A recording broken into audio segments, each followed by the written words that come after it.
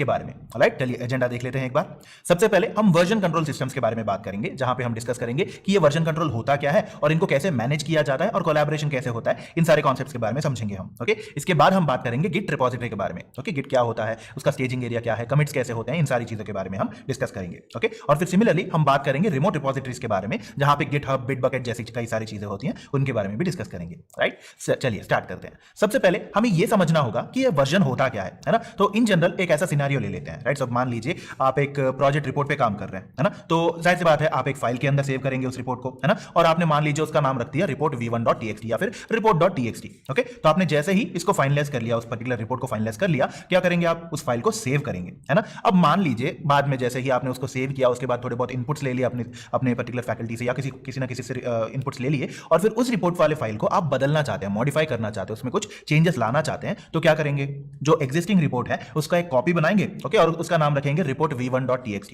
Right, क्यों, क्योंकि उसका एक वर्जन बना रहे हैं आप, है ना। जो एग्जिस्टिंग वाला कंटेंट था उसका एक कॉपी बना के उस कॉपी में नई चीजें आप ऐड कर रहे हैं और एक नया फाइल बना रहे हैं आप, है ना। तो उस नए फाइल को हम क्या कहेंगे, वर्जन कहेंगे, है ना। और जाहिर सी बात है अगर v1 के अंदर, वर्जन 1 के अंदर आपने और भी कई सारी चेंजेस करनी है, तो v1 का एक कॉपी बनेगा जिसको आप v2 की तरह सेव करेंगे, है ना। सिमिलरली अगर v2 में काम करना है तो v3 में काम करना है तो v4 and so on and so fourth, ऐसे ऐसे आप चलते हुए आप अलग अलग वर्जन बनाते हुए जाएंगे, है ना। तो हर एक वर्जन में कोई ना कोई नया चेंज जो है वो आता ही जाएगा, है ना। तो ऐसे आप क्या कर रहे हैं, बेसिकली आपके डॉक्यूमेंट का हर बार जब भी आप चेंज करना चाहते हैं तो उसके अंदर कोई ना कोई वर्जन नाम देते हुए एक नया वर्जन मेंटेन कर रहे हैं, है ना। तो इसकी वजह से एडवांटेज क्या होगा, बेसिकली एक तो ये होगा कि जैसे जैसे आप इंप्रूवमेंट करते जाएंगे ओवर टाइम, तो जाहिर सी बात है कहीं ना कहीं पे अगर आपको लगा कि वो पिछले वर्जन में जो मैंने स्टेटमेंट लिखा था वो बहुत अच्छा वाला स्टेटमेंट था, तो मैं उसको लाके यहाँ पे रखूं, तो ऐसे आप रिवर्ट कर सकते हैं, है ना। तो जाहिर सी बात है। ओके, तो एक तो है कि हम बहुत ही जल्दी रिवर्ट कर सकते हैं किसी पुराने वर्जन तक, है ना, क्योंकि जाहिर सी बात है जैसे ही अगर आपने 10 वर्जन बनाए, v10 तक लिख लिया और आपको v5 में कोई ना कोई स्टेटमेंट चाहिए, तो आसानी से आप उस v5 वाले डॉक्यूमेंट को ओपन करके उसके अंदर वाले स्टेटमेंट्स को या फिर उसके अंदर वाले कंटेंट को लाके सीधा v10 में भी रख सकते हो, है ना। राइट,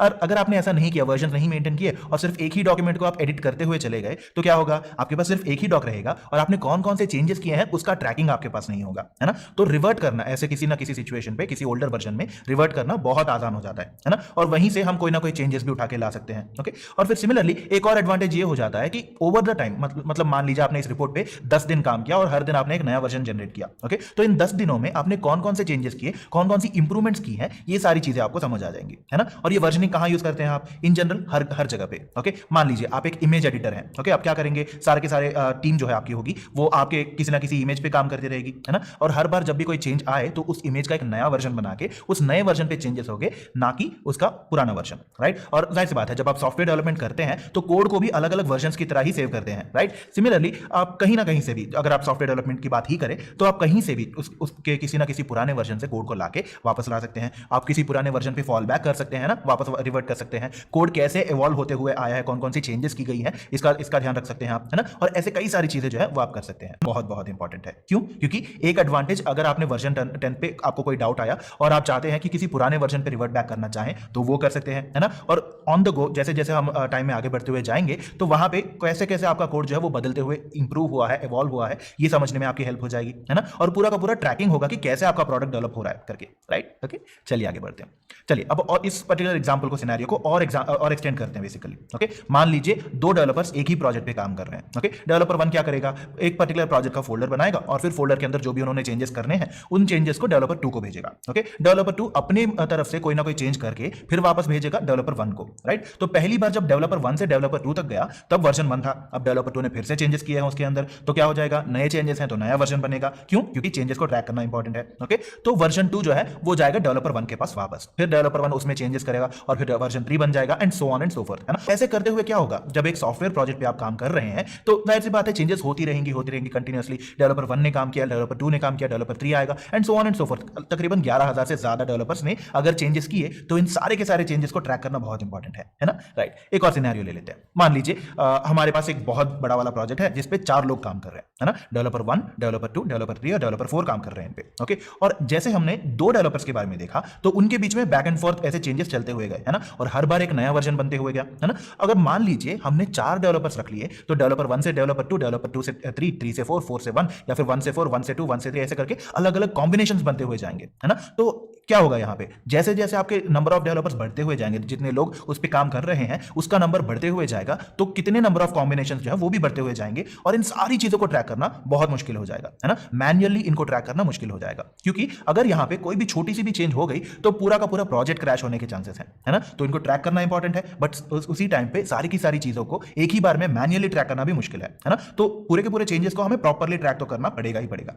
तो वाला है गिट। ओके, तो गिट जो है फंडामेंटली पॉपुलर होने के लिए ढेर सारे रीजंस है। उनमें से एक तो ये है कि ये फ्री एंड ओपन सोर्स होता है। ओके, गिट को यूज करना बहुत ही इजी है, बहुत ही फ्री है, सो आप अपनी मर्जी के मुताबिक कभी भी यूज कर सकते हैं। Okay, and it's also one of the most widely used distributed version control system. Okay, so distributed क्या होता है ये हम बाद में समझेंगे, राइट। तो इतना मान लीजिए कि गिट जो है one of the most popular ones है, और एक ऐसा सॉफ्टवेयर है जिसकी मदद से आप किसी भी सेट ऑफ फाइल्स के अंदर उसका चेंजेस ट्रैक करने में उसकी आपकी हेल्प करता है ये बेसिकली, राइट। चलिए इसको अच्छे से समझने की कोशिश करते हैं। ओके, तो फंडामेंटली गिट के अंदर जब भी आप एक प्रोजेक्ट की बात करते हैं, जैसे हमने प्रोजेक्ट वाला फोल्डर देखा था, है ना, तो प्रोजेक्ट जो है इसको हम बेसिकली ऐसे बोल सकते हैं कि प्रोजेक्ट फाइल्स होते हैं। ओके, और फिर उसके साथ साथ रिपोजिटरी होता है। ओके, रिपोजिटरी को ऐसे मान लीजिए कि एक ऐसा डेटाबेस जिसके अंदर इन सारे प्रोजेक्ट फाइल्स के अलग अलग वर्जन को मेंटेन करते हैं आप। ओके, तो गिट प्रोजेक्ट क्या होता है, बेसिकली प्रोजेक्ट फाइल्स जो भी आप फाइल्स एडिट कर रहे हैं वो, और गिट रिपोजिटरी कहते हैं। ओके, रिपोजिटरी क्या है, बेसिकली एक ऐसा डेटाबेस जो अलग अलग वर्जन ऑफ प्रोजेक्ट फाइल्स को मेंटेन करता है ना, हर एक चीज को मेंटेन करता है, एवरीथिंग सिंस द बिगिनिंग, है ना। जब से आपने रिपोजिटरी को क्रिएट किया वहां से लेके चाहे कुछ भी चेंजेस हो जाए, हर एक चेंज को ये मेंटेन करता है।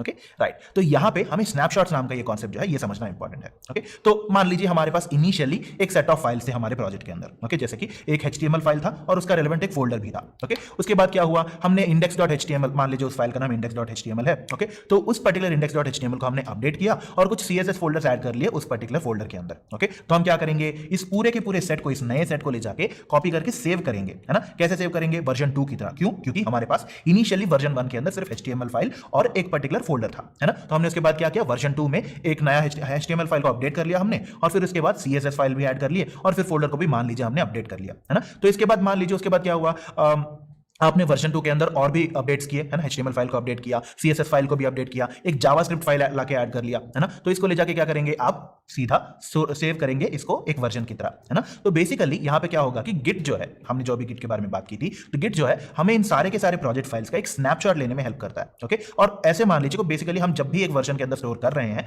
तो उसका एक नया वर्जन बनते हुए जाएगा, है ना। तो सिमिलरली उसको एक स्नैपशॉट की तरह कंसीडर कर सकते हैं आप। ओके, और ये वर्जन या स्नैपशॉट या वर्जन आप इंटरचेंजेबली यूज कर सकते हैं। ओके, तो गिट की भाषा में, गिट टर्मिनोलॉजी में आप इन स्नैपशॉट्स को या वर्जन्स को एक कमिट की तरह कंसीडर कर सकते हैं, राइट। तो अगर सॉफ्टवेयर टर्मिनोलॉजी की बात आए तो आपने कई बार सुना होगा कि क्या आपने कोड सबमिट कमिट कर दिया है या फिर कमिट हो गया है क्या, and so on and so fourth, है ना। तो कमिट का मतलब बस आप ऐसे मान लीजिए कि जब भी हम एक नया चेंज करके उस चेंज को सेव कर रहे होते हैं, वो सेव्ड वर्जन जो होता है उसको आप या तो स्नैपशॉट बोल सकते हैं या फिर कमिट भी बोल सकते हैं, राइट। तो बेसिकली जब भी कोई पूछेगा कि क्या कमिट हो गया, तो इसका मतलब वो ये पूछ रहे हैं कि क्या आपने कोड का लेटेस्ट वर्जन सेव करके रखा हुआ है या नहीं। ओके, स्लाइड फाइल्स होते हैं, for example A to B2 होता है ना, जिनको हमने अभी मॉडिफाई किया था और उनके चेंजेस अभी फाइनलाइज होना बाकी है करके, राइट। और फिर कमिटेड फाइल्स जिनका हमने वर्जन ले लिया है करके, राइट। इनको जो है हम अच्छे से एक एक करते हुए समझते हुए आगे बढ़ेंगे, राइट। तो फंडामेंटली मॉडिफाइड फाइल्स वो होती हैं जिनका हमने लेटेस्ट स्नैपशॉट लिया है। ओके, तो सारे के सारे फाइल्स जिनका हमने लेटेस्ट स्नैपशॉट, जो स्टेजिंग एरिया का स्नैपशॉट लिया है, वो वाले फाइल्स को मॉडिफाइड फाइल्स कहेंगे हम। ओके, स्टेज्ड फाइल्स वो होते हैं जिनके चेंजेस स्टेजिंग एरिया के अंदर हैं और अभी कमिट नहीं हुए हैं। ओके,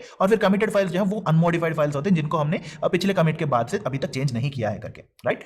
समझ लिया आपने, है ना। तो मॉडिफाइड फाइल्स जो है लेटेस्ट स्नैपशॉट लेने के बाद जो भी फाइल्स होती हैं उनको मॉडिफाइड फाइल्स कहा जाता है। ओके, जो अभी स्टेजिंग एरिया के अंदर हैं और जिनको अभी तक हमने सबमिट नहीं किया या फिर स्टेज नहीं किया, उनको हम स्टेज्ड फाइल्स कह सकते हैं, है ना। और फिर सिमिलरली पिछले कमिट के बाद जो सारी चीजें हमने अभी तक नहीं बदली उनको कमिटेड फाइल्स कह सकते हैं, राइट। तो हमने क्या क्या समझा, मतलब उसकी मदद से आप सिंपली सारे के सारे वर्जन, जो भी सारे चेंजेस आप कर रहे हैं उनको अच्छे से ट्रैक कर सकते हैं, है ना। और कमिट का मतलब क्या है, आप किसी वर्जन को सेव कर रहे हैं तो उसको कमिट या स्नैपशॉट बोल सकते हैं करके, है ना। कि गिटहब के अंदर अकाउंट बनाएंगे अपना। ओके, ये कैसे करना है मैं आपको जरा सा दिखा दूंगा। ओके, चलिए सबसे पहले आपको क्या करना होगा, github.com जो है वो ओपन करना होगा। ओके, ओपन करने के बाद जहां पे आपको वो व्हाइट कलर का बॉक्स दिख रहा है ना, तो वहां पे आप सिंपली अपना ईमेल देके साइन अप प्रोसेस शुरू कर सकते हैं, या फिर टॉप राइट कॉर्नर में आपको साइन अप नाम का बटन दिखेगा, वो भी क्लिक करके आप वहां पे अपना ईमेल देके अपना अकाउंट जो है वो क्रिएट कर सकते हैं, राइट। तो जैसे ही आपने अकाउंट क्रिएट कर लिया तो उसके बाद क्या होगा, आपका होम एंड प्रोफाइल पेज जो है वो दिख जाएगा, कुछ ऐसे दिखेगा आपको, राइट। सो अगर आप देखेंगे तो लेफ्ट साइड पे आपका होम होगा जहां पे आपको बोला जाएगा कि अपना पहला प्रोजेक्ट क्रिएट कीजिए and so on and so fourth, right. और आप अपना प्रोफाइल पेज भी देख सकते हैं जहां पे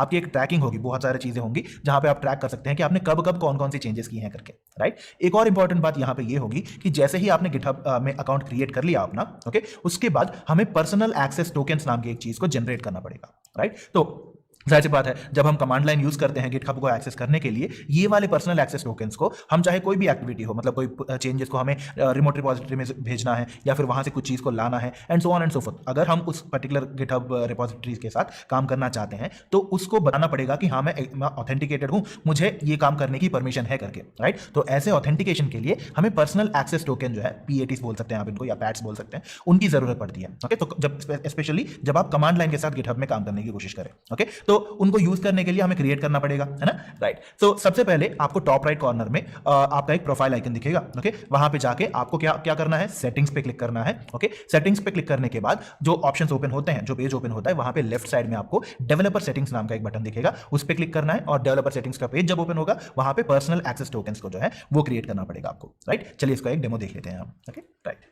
तो ऐसा करते हैं कि हम एक बार github.com ओपन कर लेते हैं, राइट। सो github.com ओपन किया हमने। ओके, जैसे ही आप इसको ओपन करेंगे, या तो आप यहां पे क्लिक कर सकते हैं साइन अप पे, या फिर यहां पे अपना ईमेल एड्रेस दे सकते हैं, राइट। आप जैसे ही साइन अप पे क्लिक करेंगे तो यहाँ पे आपको एक प्रॉम्प्ट मिलेगा जहां पे आपको अपना ईमेल मेंशन करना पड़ेगा, फिर उसके बाद पासवर्ड, यूजर नेम वगैरह सेट करना पड़ेगा आपको, राइट। तो मान लीजिए आपने अकाउंट क्रिएट कर लिया, सब रेडी है, तो आपका होम पेज जो है कुछ ऐसे दिखेगा आपको, राइट। तो github.com आपका होम पेज जो है कुछ ऐसे दिखेगा। लेट मी जस्ट ब्राइटनेस बढ़ा देते हैं इसकी। Okay, right. सो ये बेसिकली ऐसे आपका होम पेज रहेगा, है ना। तो होम पेज तो आपने देख लिया, इसके बाद हमें क्या करना है, हमारे पैट्स जनरेट करने हैं ना। तो पर्सनल एक्सेस टोकन जो है वो रेडी करना है। इसके लिए हमें सबसे पहले क्या करना होगा, ये जो टॉप लेफ्ट कॉर्नर में आपका जो आइकन दिख रहा है ना, जो सर्कल वाला आइकन दिख रहा है, जरा सा जूम इन कर लेते हैं इसके लिए, राइट। सो ये जो आइकन दिख रहा है आपको, ये आपका प्रोफाइल आइकन है। ओके, जब आप इस पे क्लिक करेंगे तो ऐसे आपका प्रोफाइल, आपके प्रोफाइल के बारे में जो भी डिटेल्स हैं वो आ जाएंगी। आपको कहां से क्लिक करना है, सेटिंग्स पे क्लिक करना है, राइट। तो सेटिंग्स पे क्लिक करने के बाद लेफ्ट साइड पे आपको यहां पे, जब आप नीचे स्क्रॉल करेंगे तो यहां पे आपको डेवलपर सेटिंग्स दिखेगा, राइट। आपको डेवलपर सेटिंग्स पे क्लिक करना है। ओके, जैसे ही आपने डेवलपर सेटिंग्स पे क्लिक किया, क्या होगा, यहां पे आपको पर्सनल एक्सेस टोकन्स नाम का एक बटन जो है वो दिखेगा। ओके, आपको ये क्लिक करना है, राइट। तो जब भी आप पर्सनल एक्सेस टोकन पे जाएंगे तो कुछ ऐसे दिखेगा आपको, राइट। तो ये मैंने ऑलरेडी एक पर्सनल एक्सेस टोकन जनरेट करके रखा हुआ है, हम एक और कैसे जनरेट कर सकते हैं ये भी देखेंगे, राइट। चलिए वापस चलते हैं। तो हमने स्पेसिफिकली ये तो देख लिया कि पर्सनल एक्सेस टोकन पेज तक कैसे पहुंचना है। ओके, उसके बाद क्या करना होगा, आपको सीधा डायरेक्टली क्लिक करना है जनरेट न्यू टोकन के ऊपर। ओके, जैसे ही आप उस पर क्लिक करेंगे आपको एक नया पेज ओपन होगा जहां पे आपको नोट दिखेगा। ओके, उस नोट के अंदर क्या करना है, आपको बेसिकली ये बताना होता है, उसका डिस्क्रिप्शन क्या लिखना होता है कि आप इस पर्सनल एक्सेस टोकन को क्यों यूज करना चाहते हैं। ओके, और जाहिर सी बात है हम गिट कमांड लाइन में काम करना चाहते हैं, तो इसीलिए हम क्या करेंगे कि गिट CLI लिखेंगे, राइट। और फिर जाहिर सी बात है अपनी मर्जी के मुताबिक आप कोई भी और एक्स्ट्रा इन्फॉर्मेशन लिख सकते हैं। ओके, और फिर जब ये आपने नोट लिख दिया उसके बाद आता है एक्सपायरेशन सेट करने वाला ऑप्शन, राइट। ये पर्सनल एक्सेस टोकन्स जो है, ऐसा नहीं कि आपने एक बार सेट कर लिया और हमेशा के लिए रहेगा। ओके, आपको इसका स्पेसिफिक एक्सपायरी डेट जो है वो फिक्स करना पड़ता है, चाहे वो 30 दिन का हो, 60 दिन का हो, 90 डेज का हो, 1 ईयर का हो, and so on and so for. मतलब बेसिकली आपको ये बताना है कि ये पर्सनल एक्सेस टोकन कितने दिन तक ये अवेलेबल रहेगा करके, राइट। और इतना ध्यान रखना होगा कि जैसे ही इसकी अवेलेबिलिटी खत्म हो जाए आपको एक नया पर्सनल एक्सेस टोकन जो है वो जनरेट करना पड़ेगा, राइट।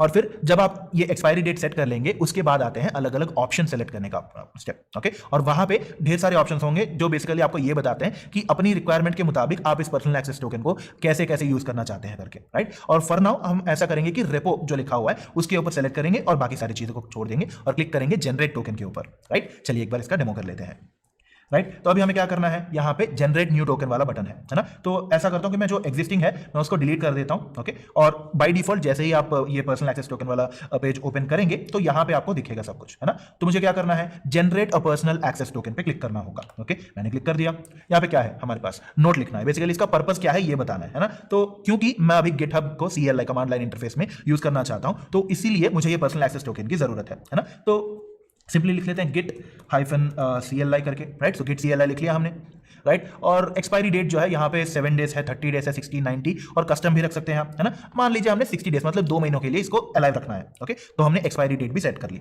इसके बाद क्या चाहिए, यहाँ पे रिपोजिटरी के लिए है, वर्क फ्लो है, अलग अलग ऑप्शन है हमारे पास, है ना। तो अभी हमारे स्कोप के लिए सिर्फ और सिर्फ रिपो को सेलेक्ट करेंगे। ओके, रिपो को सेलेक्ट कर लिया तो ऑटोमेटिकली उसके नीचे जो भी इंफॉर्मेशन है वो भी ऑटोमेटिकली सेलेक्ट हो जाएगी, राइट। और फिर इसके बाद क्या करना है, सबसे नीचे जाकर यहाँ पे जनरेट टोकन नाम का बटन होगा, उस पर क्लिक करना है। ओके, तो जैसे ही आप उस पर क्लिक करेंगे आपके लिए यहाँ पे एक यूनिक कोड आ जाएगा, राइट। तो इस कोड को आपको कॉपी करके सेव करके रखना पड़ेगा, राइट। ध्यान रखिएगा, हमेशा याद रखिएगा कि जैसे ही आपने पर्सनल एक्सेस टोकन क्रिएट कर लिया, राइट, तो उसको कॉपी करके रखना है बहुत ही ध्यान से, राइट। चलिए वापस चलते हैं।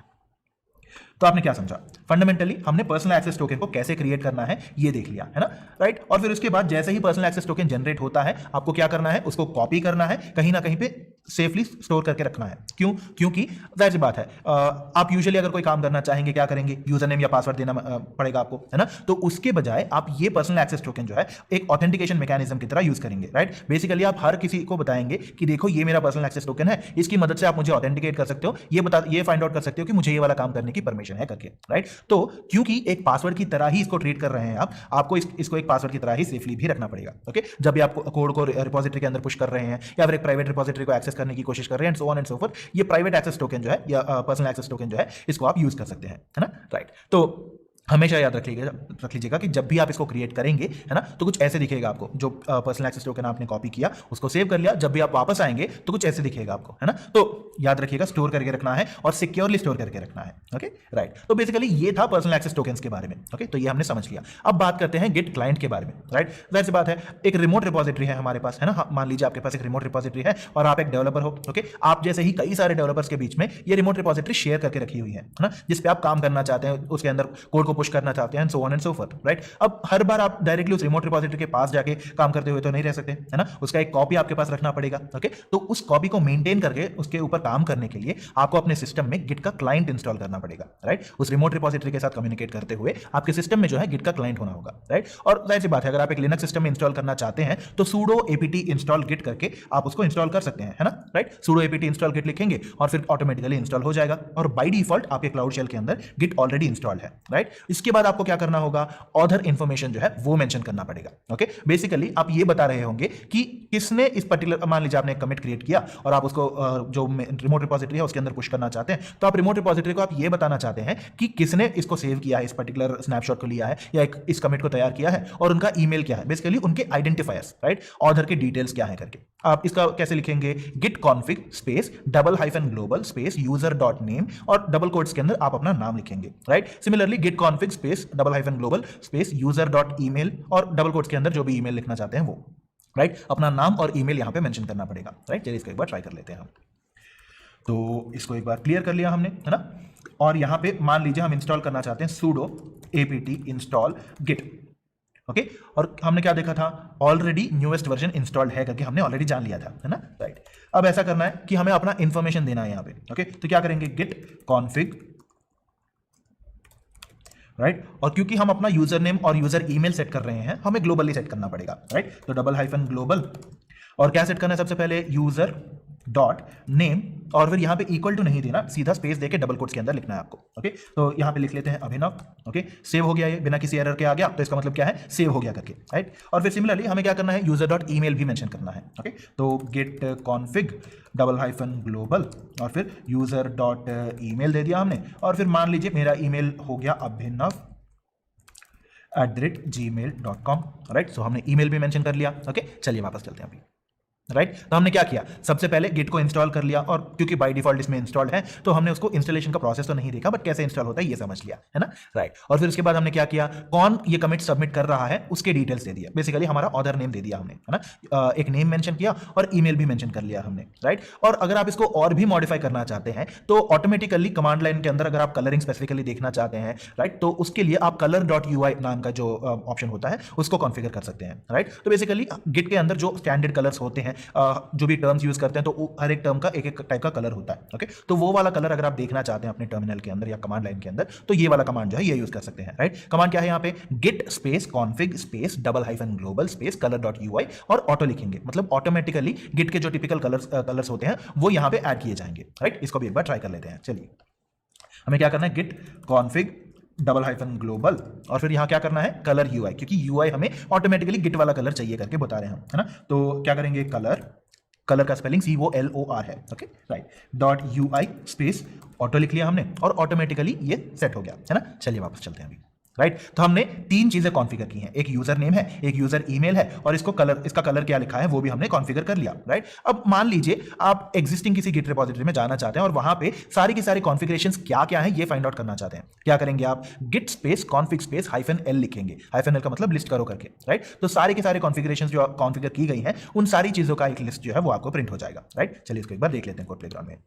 तो हमें क्या करना है, git space config space -l लिखना है, और क्या होगा, जो ऑलरेडी प्री कॉन्फ़िगर्ड चीजें थी इसके अंदर वो है, और जो हमने अभी अभी कॉन्फ़िगर की हैं वो सारी चीजें जो है यहाँ पे आ गई, है ना। तो नेम दे दिया हमने, ईमेल दिया था, और color.ui को हमने ऑटो रखा था, है ना, राइट। तो ऐसे अलग अलग कॉन्फ़िगरेशंस जो एग्जिस्ट करती हैं राइट नाउ इस पर्टिकुलर सिस्टम के अंदर, वो वाली चीजें हमें दिख गई, है ना। चलिए वापस चलते हैं अभी, राइट। तो अगला स्टेप क्या है, हमने एक क्या किया, पर्सनल एक्सेस टोकन्स रेडी कर लिए, दूसरा क्या किया, गिट का कमांड लाइन जो है वो रेडी कर लिया। अब जाहिर सी बात है हम काम करने के लिए रेडी हैं उस पर्टिकुलर रिमोट रिपोजिटरी के साथ साथ, है ना, बट उस रिपोजिटरी को क्रिएट कैसे करेंगे, राइट। जाहिर सी बात है क्रिएट तो करना पड़ेगा, ओके। तो इसके लिए आप क्या कर सकते हैं कि अपने गिट अकाउंट के होम पेज के अंदर जाके वहां पे create a new repository option होता है, या फिर टॉप राइट कॉर्नर में आपको एक प्लस वाला सिंबल दिखेगा, ठीक आपके प्रोफाइल के लेफ्ट साइड पे, ओके। उस पर क्लिक करके न्यू रिपोजिटरी भी सेलेक्ट कर सकते हैं, राइट। और सेलेक्ट करने के बाद कुछ पेज जो है आपको कुछ ऐसे दिखेगा, मान लीजिए हमने इसका नाम दे दिया ट्यूटोरियल, ओके, क्योंकि हम एक एग्जांपल देख रहे हैं, राइट। और फिर ऑप्शंस होती है वहां पे, पब्लिक रखना चाहते हैं या प्राइवेट, मतलब अगर आप इस रिपोजिटरी को अपने दोस्तों के साथ, अपने फैमिली के साथ या किसी के साथ भी शेयर करना चाहते हैं तो आप उसको पब्लिक रख सकते हैं,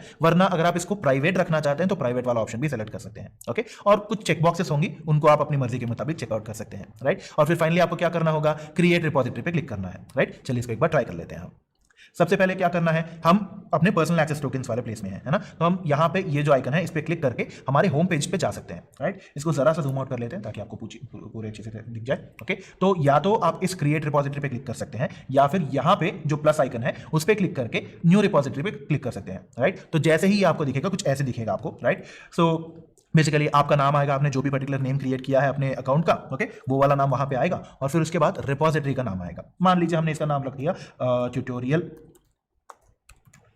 राइट। ये क्या बता रहा है कि ट्यूटोरियल नाम का रिपोजिटरी आप बना सकते हो, ये बता रहा है ना। और अभी मान लीजिए मैं इसको पब्लिक ही रखना चाहता हूं क्योंकि इसमें कोई सीक्रेट फाइल्स तो है नहीं, है ना, राइट। अगर आप चाहें तो अपनी मर्जी के मुताबिक डिस्क्रिप्शन भी रख सकते हैं कि आप इस पर्टिकुलर ट्यूटोरियल को किस पर्पस के लिए क्रिएट कर रहे हो करके, ओके, राइट। और फिर अगर आप चाहें तो रीडमी फाइल ऐड कर सकते हैं, गिट इग्नोर, एंड ये सारी चीजें जो है ऑटोमेटिकली आप कंसिडर कर सकते हैं इनको, राइट। एंड फाइनली हमें क्या करना है, क्रिएट रिपोजिटरी पे क्लिक करना है, राइट। कुछ सेकंड्स के बाद, कुछ प्रॉब्ली 1 और 2 मिनट्स के बाद आपका जो पेज है कुछ ऐसे दिखेगा आपको, राइट। चलिए वापस चलते हैं।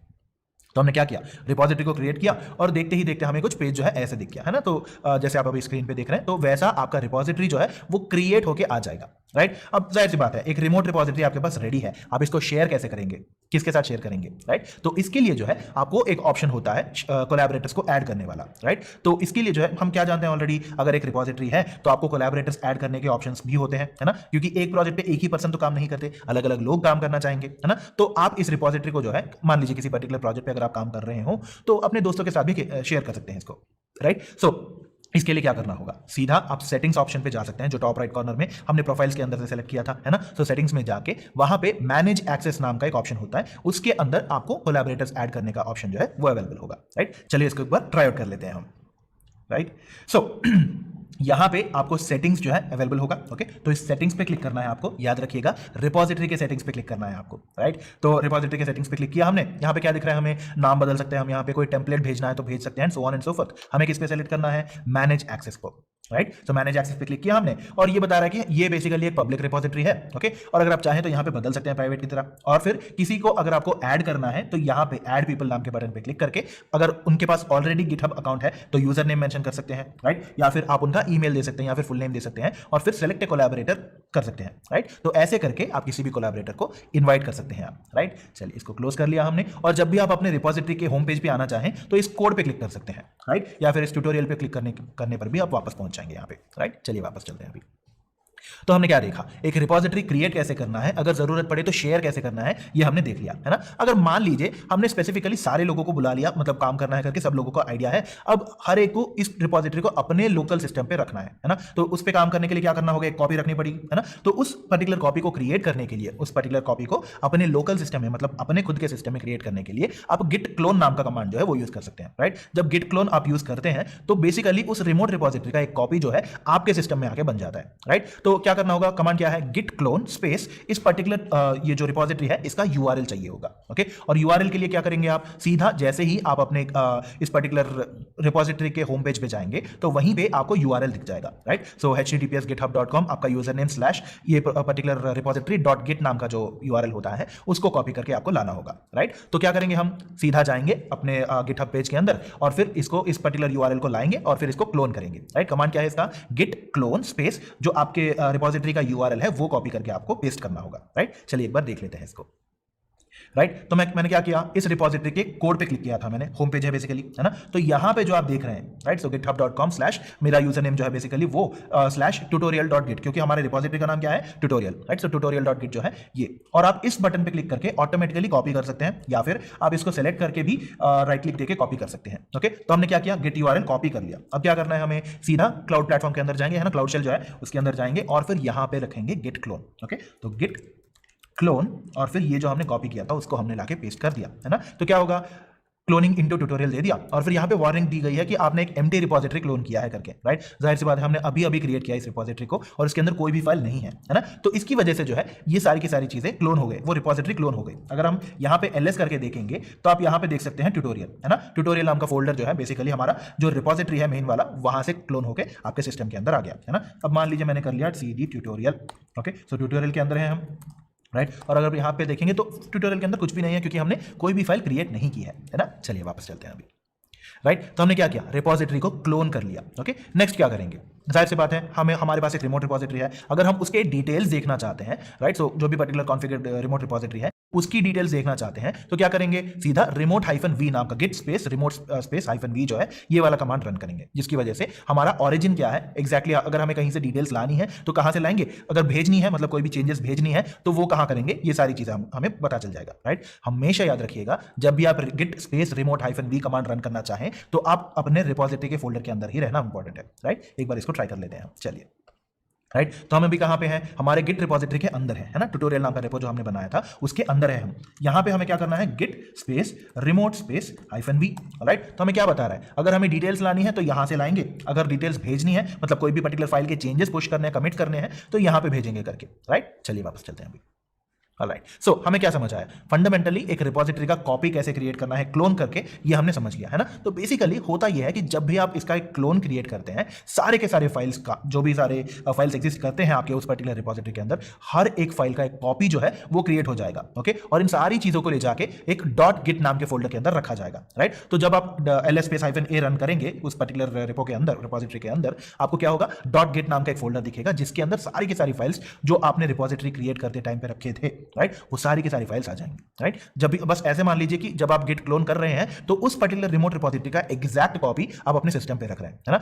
हमेशा याद रखिएगा ये .git नाम का फोल्डर जो है इसके अंदर सेंसिटिव फाइल्स होते हैं, कॉन्फ़िगरेशन फाइल्स होती हैं, इस पर्टिकुलर फोल्डर के अंदर किसी भी चीज को टच नहीं करना है, मॉडिफाई नहीं करना है, राइट। तो जब भी आप इसको ls-a करेंगे आपको .git नाम का फोल्डर दिखेगा, बट उसको टच नहीं करना है, क्यों, क्योंकि वो कॉन्फ़िगरेशंस वाला है, बहुत ही इंपॉर्टेंट वाला फोल्डर होता है, राइट। सारे के सारे वर्जन जो अभी तक आपने क्रिएट किए हैं उनके बारे में इंफॉर्मेशन होता है, ओके। तो इसीलिए आपको उसको टच नहीं करना है, राइट। तो अभी तक हमने क्या देखा, फंडामेंटली सबसे पहले हमने एक रिपोजिटरी क्रिएट कर लिया, ओके, और फिर उसके बाद उसको हमने अपने लोकल सिस्टम में क्लोन भी कर लिया, राइट। तो बेसिकली ये था एक रिपो को क्रिएट करके उसको क्लोन करने वाला सिचुएशन। मान लीजिए एक और सिनेरियो ले लेते हैं, मान लीजिए आपने ऑलरेडी काम शुरू कर दिया, आपके पास एग्जिस्टिंग फोल्डर है, ओके, और आपको बीच में समझ आया कि आप इस पर्टिकुलर फोल्डर को भी ट्रैक करना चाहते हैं और उसके लिए एक गिट रिपोजिटरी मेंटेन करना चाहते हैं करके। मान लीजिए आपका फोल्डर का नाम है tutorial-2, ओके। आप इस चीज को गिट रिपोजिटरी की तरह बदलना चाहते हैं तो क्या करेंगे, सबसे पहले इस फोल्डर को बना लेते हैं हम, ओके, और फिर उसके अंदर जाके हम इसको एक गिट रिपोजिटरी की तरह बनाएंगे, राइट। चलिए सबसे पहले इस फोल्डर को क्रिएट कर लेते हैं हम, ओके,